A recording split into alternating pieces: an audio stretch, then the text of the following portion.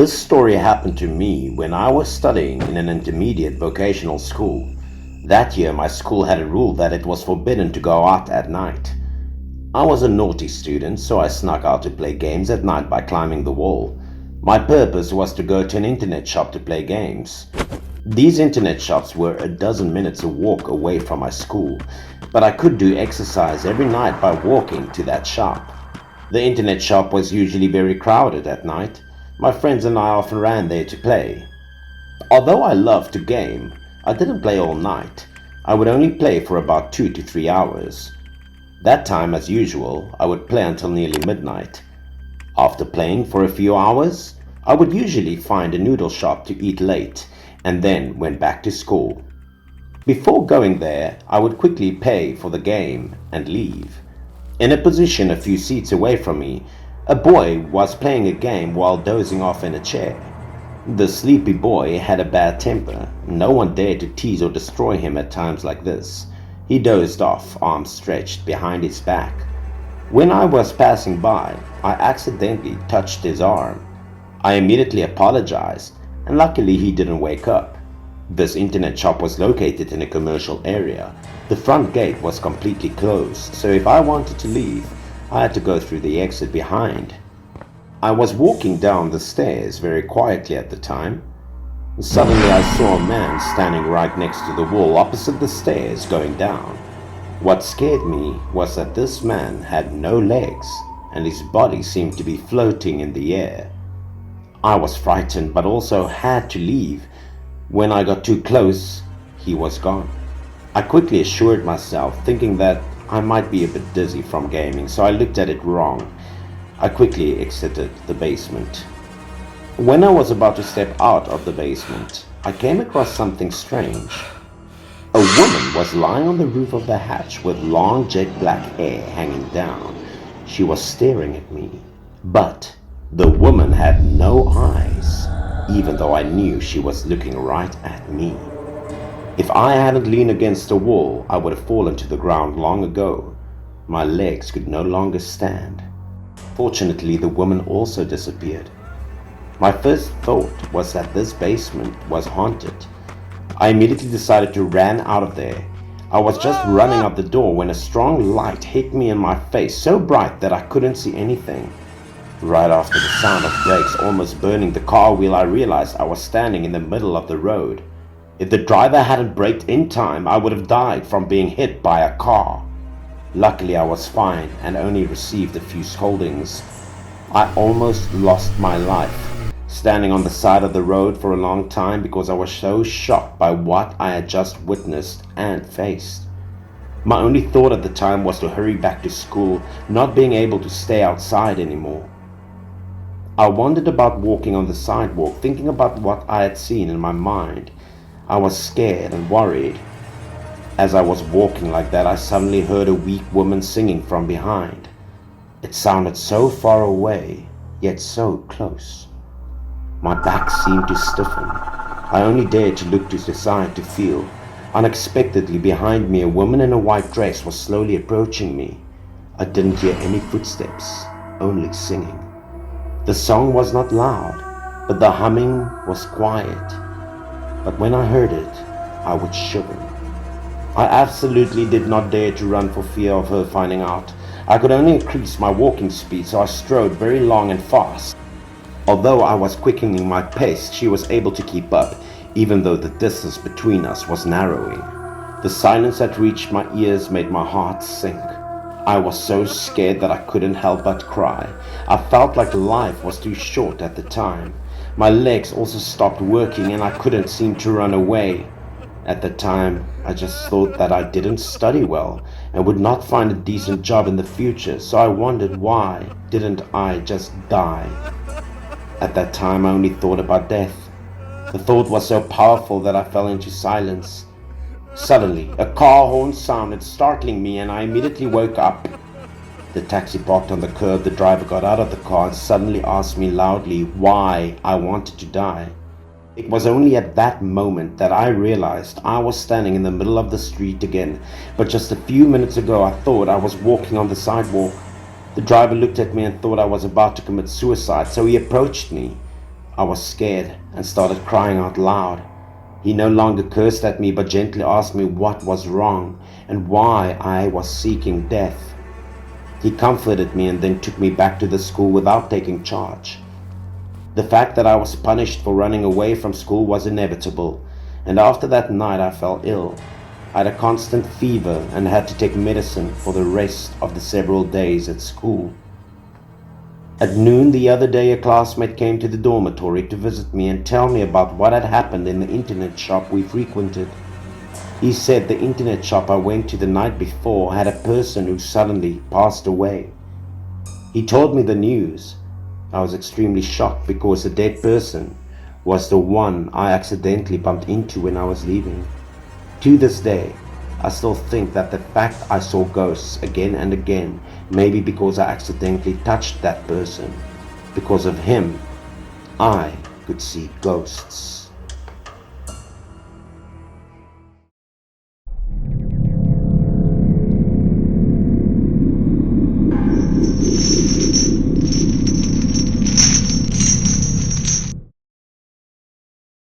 My uncle has worked as a taxi driver for more than 5 years.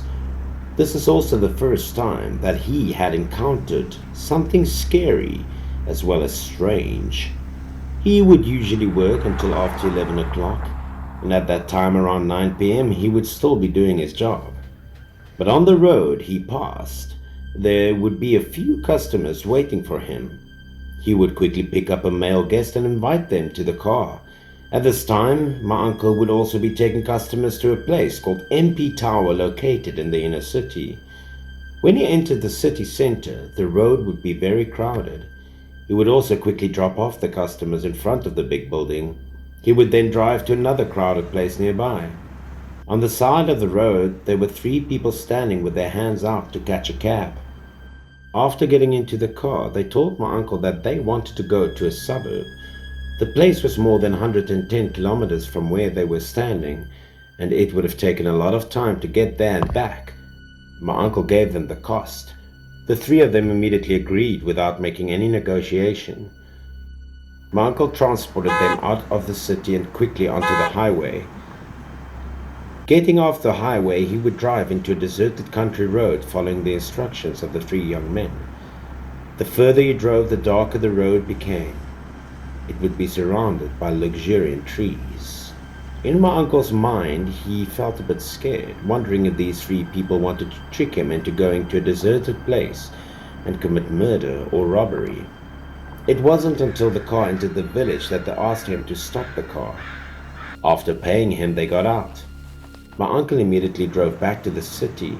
After driving quite a distance, in his mind, he also wanted to catch some more customers on the way to the city because it was convenient and he would have more income then, right? Even though he thought it was wishful thinking, at that moment at the side of the road, a woman was waiting and reaching out to catch the car. The woman was pregnant. He didn't know if it was because she was about to give birth or what was happening, but her expression was extremely contorted. He stopped the car and asked her where she wanted to go. The door opened and the woman awkwardly got into the car but didn't say a word. She only groaned because of the pain in her stomach. When my uncle saw this, he ran to help her get into the car. As this was something that he's never experienced before, he was a little bit confused. He asked the lady if she wanted to go home or go to a hospital. She still did not answer a word. Seeing that the situation might be stressful, he decided to take the woman to the hospital because she was already showing signs of labor. Without hesitation, he drove very quickly because of the hospital location far away. He was afraid that he would not be on time. Sometimes he would look in the rearview mirror to observe the woman's every move. In the back seat, the woman was holding her stomach while groaning. The stomach seemed to be moving as well. Suddenly, something started protruding very sharply out of her belly. It was not like the movement of a fetus, but more like that of a demon wanting to come out. After that, her stomach moved more and more violently. The fetus repeatedly kicked to the belly. The woman cried for help in extreme pain. But when my uncle stared at the woman because he was worried about her, he had already let go of the steering wheel. When he turned his head to look back, he felt a large beam of light hitting his face. At this moment, in front of him was a car from the opposite direction that was rushing towards him at fast speed. Fortunately, he was able to turn the steering wheel in time so he could avoid the car accident. When he stabilized again, he immediately stopped the car and went to find the owner of the other car to talk to. Although the driver on the other side apologized, my uncle was still angry. He told the other driver that he was carrying a pregnant woman. If there was an accident, who would be the responsible one? But after looking at the car, the man on the other side said he had never seen the pregnant woman my uncle talked about. There was no one in the car. My uncle wanted to prove his point, so he led the man back to the car to take a closer look. My uncle pointed at the woman sitting in the back of the car and told the man to look there. What my uncle didn't expect was that the woman had just disappeared. Only a large pile of mucus was left on the car seat. The man thought that my uncle had made a mistake and there was nothing serious, so he left. My uncle couldn't figure out what had happened. He checked the mucus in the back seat. It was not like amniotic fluid during childbirth. It was the kind of mucus that he didn't even know what it would be or what it was, only that it smelled very stinky and foul. He thought to himself that the person he had helped might be a ghost, so he was very scared and did not dare to stay there any longer. When he returned to the city center, he immediately took the car for a wash. Even though it was washed many times, the stench still could not go away. My uncle thought that this car was cursed with bad luck, so he decided to sell it and buy a new one. Finally, there was one thing that he would never forget. The person who bought his car got into a car accident only a week after he sold it. He didn't know if it had anything to do with the ghost he met, but that's what made him never dare to cross that road at night ever again.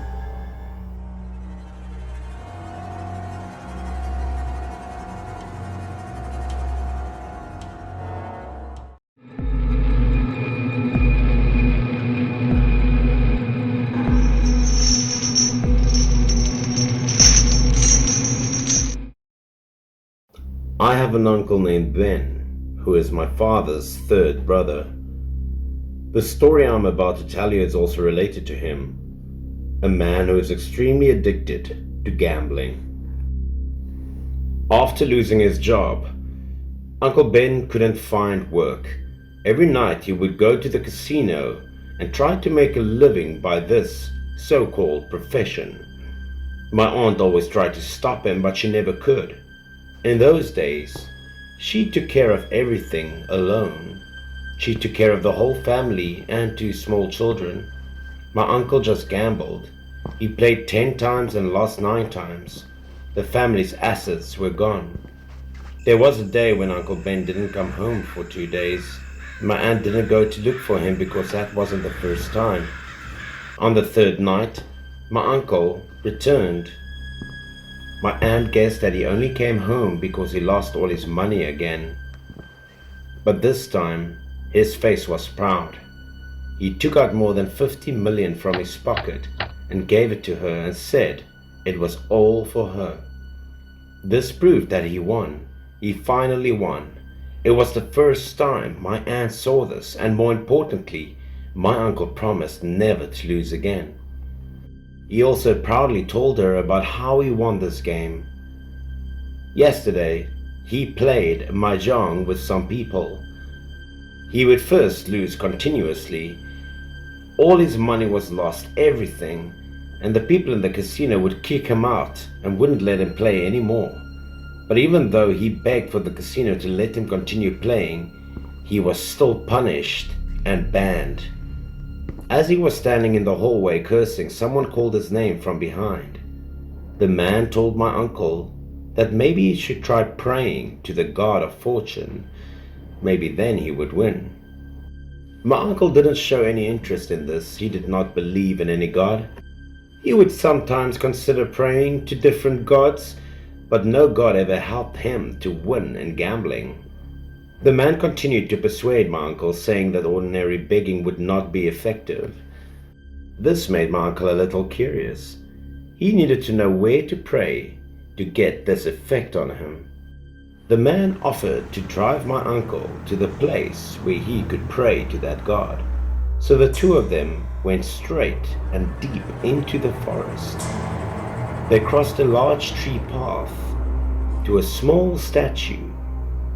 The stone statue, placed neatly in the forest, was also covered with a red scarf on its head. The man showed my uncle how to pray. He needed to use his hair and nails as well as blood to make prayers work for this god. My uncle found it strange, but he still wanted to try it because he had nothing to lose. And after thinking about it, my uncle decided to pull out some of his hair. He took some hair, nails, as well as blood, and placed it in a bowl in front of the god statue as an offering. After that, he clasped his hands in prayers, and he would pray that he could win every bet he made. As soon as the prayer ended, the wind blew across the statue. That caused the veil to fly off. When the strong winds blew away the veil to reveal the statue's damaged and fierce face, my uncle became scared. He thought maybe he should not have prayed to this statue or altar at all. After leaving, he went back to the casino to borrow money from others to try his luck once again. True to the promise of the stranger and the prayer he made, he won every single bet he made.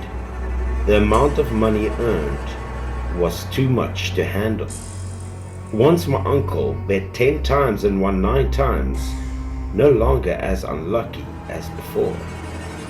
But every time he won, he would start feeling tired, and he would start panting like he had just run 3 kilometers. He coughed for many days.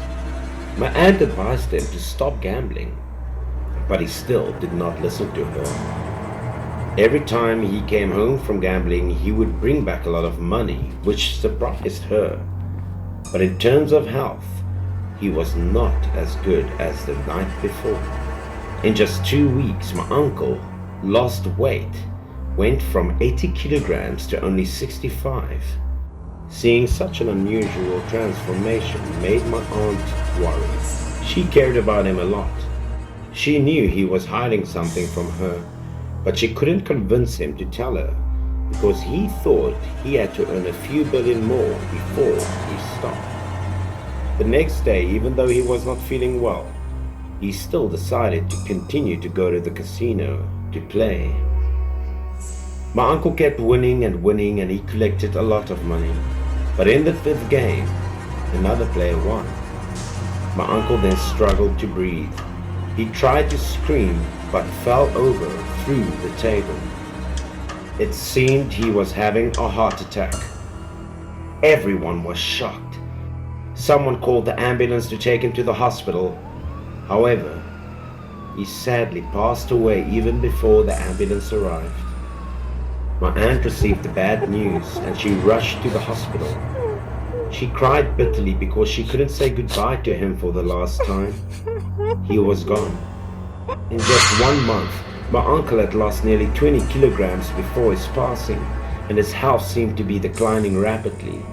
My aunt suspected something was off and asked the doctor for an autopsy. When the results came back, she was shocked, for the cause of death could not be determined, nor could the doctor explain anything in a scientific way. My aunt was shunned by her husband's death. She suspected that his death was related to some evil deity. So she decided to go to the spiritual place in the forest to find out. When she arrived at the forest, following the instructions of a few people, she looked everywhere but couldn't find any statues or altars. It's been 3 long years since my uncle had died, yet his death still remains a mystery that has made my aunt and our family extremely heartbroken and sad.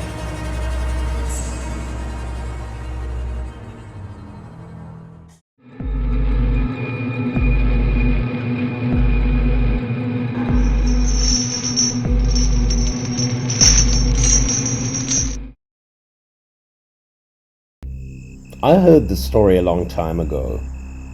At one company, workers often worked overtime and left very late to earn extra income. Near 9 o'clock in the evening, a young man named Carol had just finished his shift. Carol was offered a carpool by a colleague, but because the two were not on the same road, Carol refused and intended to take a bus to go home. The factory where the guys worked was in the suburbs, and the last bus back to the city left at 9:20 p.m. and arrived at the pickup station around 9:30 p.m. The young man thought he was in time to catch the bus, so when he got out of the factory, the other man drove back first. At this time, the young man looked at his watch. Unexpectedly, it was almost 9:30. Carol knew he could be late, so he rushed to the nearest bus stop. The bus stop was a few minutes by motorbike from the factory. He had to run at full speed to get to the station. When he got there, he was almost out of breath, panting. The young man looked at his watch once again, and a worried expression about afraid of not being on time. Unfortunately, the clock struck 9:40 p.m., meaning the last bus left the station more than 10 minutes ago. The way back to the city also became longer because it was difficult to catch a car here. Carol was disappointed. He had missed the last bus. He thought about having to take a taxi back to the city and worried about money. While Carol was thinking that, a bus arrived. When the bus arrived, Carol was overjoyed, thinking that the bus was late as he was. This might have been the only exception ever. It could also be considered as Carol's luck. The bus creaked to a stop in front of Carol. Because Carol often rode the bus at this hour, he recognized the familiar driver at a glance. What was strange was that there were so many people on the bus. Normally, at this time of day, only about 1 or 2 passengers would be there. This was even more crowded than usual. Only one person on the bus had been following Carol's every move since he got onto it. It was a middle-aged man whose expression changed when he saw Carol. Not paying any attention to this, Carol slowly found an empty seat near the back of the bus and sat down. The man was still staring at Carol and thinking about something. To avoid the angry look, Carol purposely turned his head toward the window and looked out. Unexpectedly, the man stood up and went straight to where Carol was sitting. He approached without a word, and a hostile look on his face, like Carol had done something wrong with him. Moments later, the man suddenly swung his fist and punched Carol's face. Unable to take it anymore, Carol angrily stood up and argued with the man. He wondered why he hit people like that. Carol didn't have time to say anything when the man ferociously grabbed him by the collar and wanted to drag him out of the bus because he was not pleasing to the eye. He didn't understand what was happening. He just wanted to push the man away, but he couldn't. He begged the people on the bus to help him. But none of the people on the bus would speak up, as if they could neither see Carol nor know what was happening on that bus. Then the man pulled Carol to the front of the bus while he was shouting that he needed to get out of the bus urgently. Despite Carol protesting, the man kept asking him to get off the bus.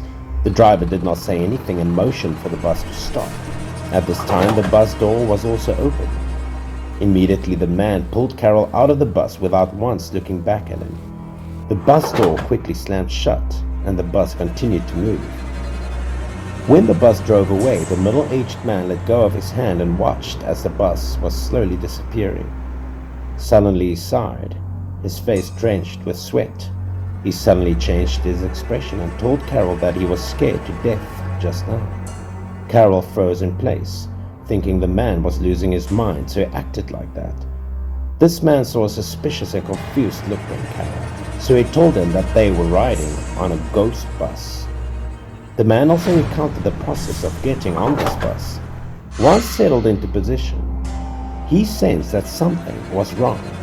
The first was that the people on the bus were all lifeless, not talking or breathing. He immediately looked around to examine the situation.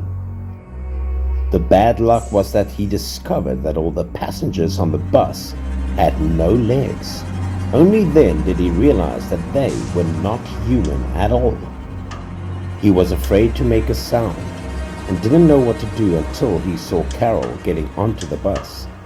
He realized Carol was a real person alive. So, he had to think of a way for both of them to get off of the bus. The man made it clear to Carol and told him to hurry home. Carol thought the man didn't look like a madman lying. By that time there were no more buses, so he decided to take a taxi to go home. When he got into the taxi, Carol and the driver accidentally heard the news broadcast on FM radio that the police had found a bus which jumped off the bridge and fell into the river at 4 p.m. The news reached his ears, sending chills down his spine. Soon after, information about the bus was made clear. All 9 passengers and the driver died. What was even more bizarre was that it was the same bus that Carol was on.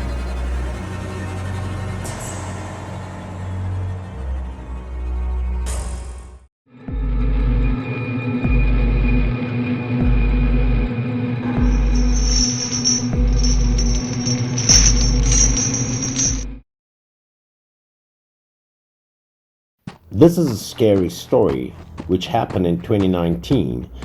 Something about an experience with a young man named Kalim. This guy was a gangster who worked as a debt collector and security guard at small bars in town. Kalim was on the road that day when he got an unexpected phone call. While lighting a cigarette and talking about work, a loud noise behind him made him turn his head in surprise. A car honking loudly and traveling at high speed was speeding towards him. It seemed that the car was losing its brakes. The driver's face was panicked. However, there was nothing the driver could do.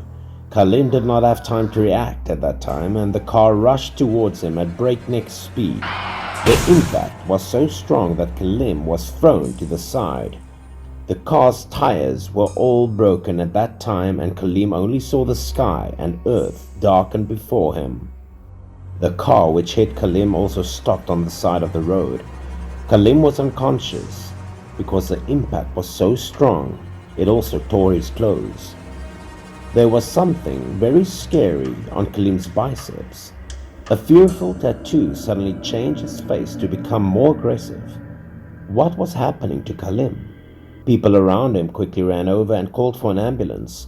It was fortunate that he was not in mortal danger. Let's go back in time a bit. A day ago. In order to look cooler and individual or goofy, Kalim went to a tattoo parlor at the end of town to get himself a cool tattoo. I've chosen a tattoo. You can do it right away. Just look at that. So cool, hey? The tattoo artist previewed the image that Kalim requested to tattoo. It was the image of the Hell King. The tattooist had warned Kalim in advance not to get that tattoo, but Kalim decided to ignore it. The tattoo artist carefully tattooed the best possible tattoo on Kalim's hand to please the customer. However, he still warned Kalim that tattooing the Hell King was taboo. He also warned him to be careful, because bad luck might happen. And if he wanted to remove the tattoo, he must wait at least a week. Kalim was very satisfied with his tattoo. He felt like he was stronger and more bohemian. He just kept looking at himself in the mirror and admiring himself. Kalim didn't think the Hell King's tattoo was bad luck at all. He believed that the Hell King represented the most powerful, evil things. Maybe now everyone would think he looked very cool. And of course, bad luck did happen to Kalim the very next day. Although the accident did not kill him, it definitely frightened him. Because it would take a week to remove this tattoo, Kalim had to ask a shaman to remove the curse from this tattoo. The shaman invited him to a deserted alley in town. He burned the votive paper and prayed for something. Kalim also knelt beside him, showing remorse. As soon as a week passed, he would definitely remove the tattoo and sincerely beg the Hell King to forgive his sins. The shaman then created a straw effigy with Kalim's hair. He then mumbled something that Kalim could not understand. A lot of scribbled words were also written above the dummy, which seemed to be charmed. Then the straw dummy was also thrown into the burning fire. It seemed that this was a substitute ritual to help Kalim escape his current unlucky situation. The bad luck of the day caused him to be injured. The bad luck had lasted a week. Khalim wouldn't know what bad would happen to him. Next, the shaman told Khalim that the ritual still had an important part. The bad luck that Khalim had was partly due to the bad things that he was doing. The tattoo on Khalim's body was just punishment for him. Khalim wanted to get out of it. He had to give up the evil path he was on and find some good things to do instead. He also added that actually printing a picture of the Hell King was not a crime. The Hell King was fair. He would only punish those who were guilty or those who did not know how to repent. After hearing what the shaman said, Khalim seemed to have a vague understanding of something. The shaman continued to instruct Khalim that soon there would be an important ritual. Whether or not it would work would depend on Khalim's bravery. The shaman said to follow him through this alley. Even if Khalim heard someone's call, there would be no answer. Khalim had to ignore it and go straight forward. When the fire went out, it was time for the shaman to walk. Khalim also followed behind, and at this time Khalim felt very tired. His mind was hazy, and he wandered off unconsciously. The air was getting colder and the shaman was walking slowly with Khalim following behind. Neither of them said anything, making less noise. The wind started howling, scarier and scarier. At this moment, Khalim heard something. The cry sounded familiar, and he woke up. The shaman said to Khalim to calm down and go on. Don't care about anything. The voices, however, brought Khalim to a halt. He felt his mind go blank. He also suddenly understood something. Memories of the past had rushed back, and Khalim realized his bad luck today was the payment for the sins he had committed. He slowly turned his head, looking toward the source of those familiar sounds. He was sure enough behind them were shadows beckoning him. Khalim knew who they were and why they were there.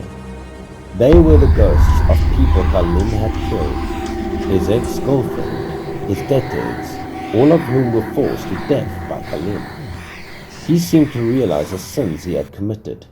They were always an obsession in his head. He walked away apologetically. He understood that his bad luck did not come from the Hell King, but from the sins that he had caused to those unjust souls. Khalim was completely apologetic. He felt remorse for his actions in the past, and he also wondered why he was in this mess. The shaman understood Khalim's mind. He walked away without turning back, advising Khalim to return to the path of honest business. As long as he knew how to repent, Khalim would no longer have had bad luck. He told Khalim to remove the tattoo because the King of Hell never gave anyone a second chance. The ways he helped Khalim only lasted a week. It all depended on the determination and repentance. The shaman also advised Khalim to get an honest job and do many good deeds, as many as possible. After listening to the shaman, Khalim expressed his gratitude for the help. However, his mood was still very heavy at the time. He asked the shaman with a tired face if the evil spirits would forgive him. The shaman could not answer this question either. A week later, Khalim went to remove the tattoo. He found a job at a supermarket, and the bad luck did not bother him anymore.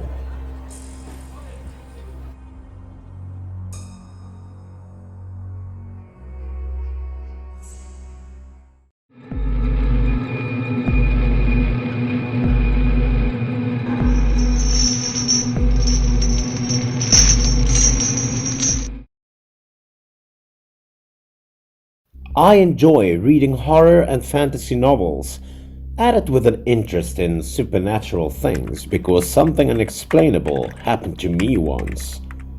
I experienced a horror story as a child. I had thought about it a lot over the years. This story had been buried in my heart incredibly. Before talking about my story, I would like to tell you about something that happened at my grandma's house when I was little. My grandmother's house was in the countryside and was surrounded by huge mountains. The livelihood of the people there depended on the resources of these mountains, so the villagers there often went to dig mountains. The people there extracted all kinds of rocks and sand from these mountains. Therefore, it was easy to see holes of different sizes in the areas that had been mined. When it started to rain, the holes would be full of water. People were unaware of the depth of these holes and danger that lurked inside of them. The children at the foot of the mountain often went up there to play for fun. Among those children, the one who was the bravest often chose the deep holes for swimming. A couple of kids in the village who lived near my grandmother's house decided to go check it out. But when it got dark, only the younger brother returned home. The boy told everyone that he did not know where his sister had gone. Everyone waited for a long time. It was getting dark, and the older sister still hadn't come home. The adults in the family felt very worried. They began to search for her inside and outside the village. Some people in the village at the time said they had seen the two sisters going up the mountain to play around 3 or 4 o'clock in the afternoon, so they told the family about going up to the mountain to search for her. After hearing that, the adults in the family knew that a bad omen had appeared. They rushed to the quarry to look for the older sister. They started searching around the quarry and the holes. After searching for a while, the mother suddenly discovered something strange in the distance. The mother got a little closer to get a better look and saw her son's ball floating in the waterhole. With a premonition that something was wrong, the mother called some family members and rushed there to see what had happened. When they arrived at the hole and looked down, people could guess that this was the deepest hole because the bottom was not visible at all and the area of it was quite large. Once again, the mother saw something on a large rock by the hole. It was a pair of shoes, and those were probably her daughters. Immediately, a man jumped into the water to save the kid. After a long time and a lot of effort, the man was able to resurface with the girl in his arms. After being saved, the sister sadly passed away with her swollen stomach containing all the water she swallowed. The mother sadly broke down, experiencing the death of her child. Then, when the mother got home, she used a broom to sweep the house and then beat her son with it. She thought her daughter's death must have been the boy's fault, and she took it all out on him. Only at the time did the younger brother honestly explain what happened. That day, the younger brother and older sister played football very close to the hole. The ball was kicked out and the sister did not catch it. It fell into the hole. The younger brother was unsure of getting too close because of his mother's warning, so he begged his sister to go to the water to retrieve the ball. The older sister saw this and did not know how to handle it, so she had to go into the water to pick up the ball. As a result, the sister slipped and fell. Unfortunately, she couldn't swim. The older sister disappeared, and the younger brother on the shore was no longer seen. At that time, the younger brother was so scared that he rushed home without daring to tell everyone the whole truth. After experiencing these things, the holes in the mountains became dangerous places. The adults in the village often warned the children not to play near the holes. I was only in the 5th grade of elementary school. During the summer vacation that year, I was allowed by my mother to go to my grandmother's house to play. Whenever she saw me going out, my grandmother always told me not to go up the mountain and not to go near the quarry. I was at a naughty, playful age. How could I listen to my grandmother's advice? At first, I just threw rocks into the water, but soon realized that it was one of those holes. It was so deep that when a stone was thrown into it, it would no longer be visible. I threw one after another, and this time, I threw it very hard into the water. Suddenly, I saw a special red carp appeared with a very large body. I didn't think much of it, but I thought I wanted to catch the fish, so I waded into the water. Meanwhile, I tried my best to be able to move forward, but I still couldn't catch that fish. Still, I wouldn't give up and I tried my best. Unfortunately, my foot slipped and my whole body started sinking into the water. My body sank deeper into the water and I couldn't swim at all. I just struggled instinctively. But the harder I kicked, the deeper I sank. After a while, I couldn't swim anymore. At this point, I started drinking too much water, and gradually it overwhelmed me, and my breath started leaving my body as I sank. I almost felt like I was about to die. And then I had the feeling that someone had saved me. I vaguely saw that it was the shape of a girl, and suddenly a very miraculous thing happened. I was lifted out of the water. Because I was so excited and quickly climbed ashore, after turning my head to look back, she disappeared. I was really confused and didn't know what had happened. My grandfather and grandmother suddenly appeared, and later I heard her say that when my grandmother was at home, she had a premonition that something bad had happened to me. So she came to find me. And in order not to be scolded, I lied to my grandparents that I was just hanging out near the hole when a girl pulled my leg down and I almost drowned. As a result, my grandparents did not scold me, but only comforted me, saying that I still had great luck, or else I would have been taken down by the girl to take her place and be a ghost for the rest of my life. Although many years had passed, I still did not have the chance to tell the truth to anyone, the truth I had hidden for so many years. All I wanted to do was to thank the girl who saved me and apologize for blaming her, as well as all the tragedy she had to endure.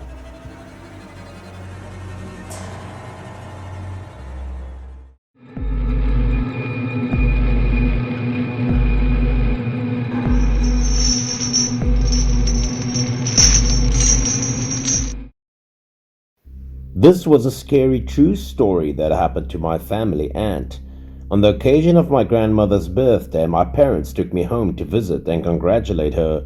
My grandmother did not like the hustle and bustle of life in the city, so she returned to her hometown 10 years ago and lived in the same house with my aunt. My grandmother was 90 years old but still very sharp. Our extended family had a very cozy birthday celebration, but then something terrible happened that day. Late at night, my parents and I were arranged to sleep in the next room. I was assigned a separate bedroom. While I was sleeping, I heard a commotion outside the house. I heard my aunt scream outside. However, at that time, because I was too sleepy, I did not pay much attention to it. The screams got louder and louder, and after a while, I heard the commotion of a lot of people outside. So I sat up and tried to look to see what happened. The sleepiness continued to hit me, but I ignored it and continued to lie down to sleep. I planned to ask my parents the following morning what had happened later, because sleep was the most important thing at that moment. When morning arrived, I was awakened by the birds chirping.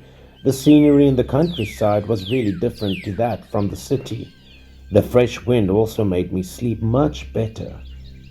I crept out of my room. I didn't know what time it was. I didn't hear my mother wake up like usual today. Usually it was so comfortable. Suddenly I saw in the corner of the wall a pile of ashes. This made me curious. It seemed to be a pile of banknotes and tokens that were burned last night. But why would it be here?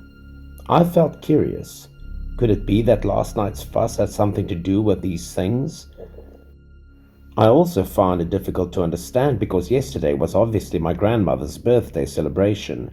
So who would burn paper money and votive papers like that for what? I knew that this was custom for my village traditions. However, later I was told by my parents about the night before. I heard my aunt's screams and everyone ran outside to check it out. At that time they discovered that she had fallen down in the yard. No one knew what had happened. Seeing my aunt unconscious, everyone expressed concern. My cousin tried to resuscitate her, but the situation was bad because she couldn't see her aunt breathing anymore. However, after a period of intensive care, my aunt woke up. At this point, she appeared extremely panicked and scared. She kept shouting, "Let go! Let go!" Her face was pale and sweaty. She seemed to have seen something terrible. Then everyone thought she had seen a ghost and invited a shaman to exorcise her. The shaman quickly set up a stage and began to cast spells. It was also the first time I witnessed an exorcism performed by a shaman, which looked very serious and monstrous. During the ceremony, the shaman said that last night was a ghost in the south. He came to capture my grandmother's soul but accidentally caught my aunt by mistake. So to solve this problem, the shaman asked us to prepare coins and gold paper to burn instead. Everything was prepared and done by everyone in my family. Only my grandmother was absent. People burned votive paper and begged the ghost to leave the place and spare my aunt. The fire was now burning brightly, accompanied by the commotion of people. My aunt was also getting better. Everyone reassured her that everything was okay. She would rest fine. Having finished everything, the shaman instructed the people in the house on a few things to ensure that this thing would not happen again. That night, my family members could not sleep at all. Only I slept as if nothing had happened. My aunt then slowly regained consciousness. Her face also became rosier. Everyone surrounding her breathed a sigh of relief when they saw that she had regained consciousness, and everyone was also curious to know what had happened. My cousin reassured my aunt that everything was okay, and that the shaman helped us out, so there was nothing to worry about. My aunt looked happy and she felt secure. She began to recount the terrifying incident that had happened that night before. So after the birthday celebrations, Auntie washed the dishes and walked back to her room. The air that night was quite cold, and suddenly she felt like someone was walking behind her. She stopped when she noticed that a man was also looking at her. She turned her head and asked who it was. Because it was dark and the person hid behind the tree, it was difficult for her to see his face. The shadow remained motionless, looking at her. She thought he was a family member, but couldn't see exactly who he was. She asked again why he tried to scare her like that. Suddenly, the shadow drew closer to her. With smoke spreading around, he looked at her with a very dark and scary look. Suddenly, he grabbed my aunt's hand, causing her to scream, and at this moment an electric current ran down her spine. She felt the fear of being caught by the hand. More frightening, that shadow tried to pull her away, pull her in, causing her to duck her head forward. At this point, she was so scared she shouted for help. The shadow was still pulling on her no matter how much she cried. Fortunately, because of all the screaming, everyone in the house woke up and ran out to save her in time. This story happened a long time ago, but I still remember it very well because it happened on the occasion of my grandmother's birthday celebration.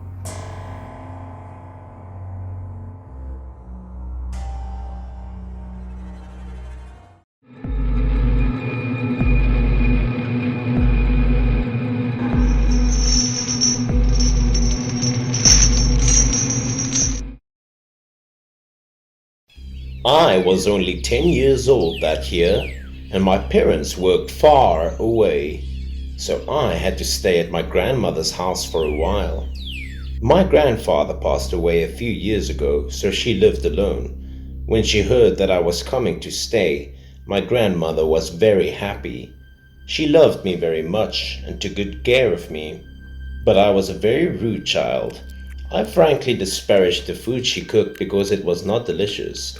I was also very harsh on a few other things that made her very sad. Looking back on that period in my life, that was in the countryside and was quite interesting. After dinner, I and a few neighborhood kids played around. My grandmother and her friends would sit and chat while watching us. That evening, my grandmother needed to take some things to my aunt. She told me to come home earlier and look after her house. But she was gone for a long time, about 2 to 3 hours, and it was getting dark outside. The children who played with me all had to go back home to go to bed already, leaving only myself and a few older people sitting around. There was no one to play with, so I went back home. Since I was home alone, I decided to close every door. When I finished, I waited all by myself. After waiting for my grandmother for a while, I started getting tired and fell asleep. It was about 9 o'clock in the evening and she still hadn't come home yet. As I fell asleep, I started to hear noises inside of the house. I heard someone walking around, but the footsteps were very light.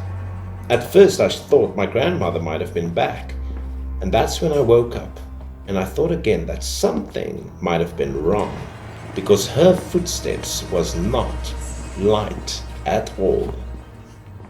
I wondered if it was a thief, and I was thinking about what to do next when I heard a man call someone else's name. This person's voice sounded very sad, and the last syllable was still lingering from afar and near, making me shiver. The man came out of the kitchen, and his legs were hovering in the air. He suddenly lifted the curtain, as I was scared to death. The figure of the older man, with eyes bulging, his dry smile and hideous whisper, still haunts me to this day. I was so scared that I buried my head in the blanket to hide, and I cried without a sound, scared, clenching my fists and whispering to my grandmother to come back soon. Even so, I could still sense that the ghost was doing something. He seemed to be wandering around the house, calling out someone's name and searching for things. Then, seemingly finding nothing, he slowly returned to the kitchen. I don't know where I got the courage from, but as soon as I heard silence, I decided to open the window and get out of there. As I walked out the door, I dared to cry, and as I ran, I cried and cried for my life. Unfortunately, my grandmother had not yet returned. She was probably still spending time with people nearby. Seeing me crying like that, the ladies in the street immediately asked me what happened. I panicked and told everyone what happened. The information I gave them confused all of them. One of the men in the neighborhood picked up some sticks and went to my grandmother's house. He searched everywhere with his friends, looking inside and outside, but not seeing anything strange like I did. A neighbor asked me again if the door was closed or not, and how could outsiders get in if it was? And even if they did, they couldn't get out so quickly. They asked me if I'm sure I wasn't dreaming. I knew I wasn't dreaming, and I assured them that the ghost was looking for someone named Bella. The neighbors told me that Bella was the name of my grandmother. This I did not know. The lady next door kept asking me what the eccentric man was looking for in my grandmother's house. She and a few others found it a bit strange. Seeing me alone was also not good, so a few people stayed with me to wait for my grandmother to return. After a while, my uncle appeared. He took me to the hospital to see my grandmother because while she was away, she had a heart attack and had to be hospitalized for urgent treatment. On the way, I was very nervous. At the hospital, I quickly ran to the room where she was lying. My grandmother's health had stabilized. I told her what happened at their house, and everyone was stunned, not knowing if it was an omen, because at the time the strange man appeared to me. That was exactly the same time my grandmother was receiving emergency heart treatment.